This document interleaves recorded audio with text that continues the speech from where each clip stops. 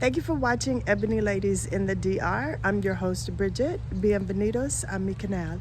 So we are back with our daily Spanish, and hopefully everybody, estoy recuperando mi fuerza. Estoy recuperando mi fuerza.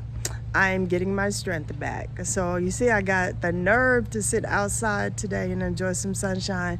It has been so much rain. So that is my Spanish. I want to say today is I'm getting my strength back. All right, everybody pray for me. I appreciate y'all. Don't forget to hit the like, subscribe, and share button. And remember, regular episodes are every Thursday, 9 p.m. Eastern Standard Time. Hit your like, subscribe, and share, and turn on your notification bell. So my Spanish for today is I'm getting my strength back. Estoy recuperando mi fuerza.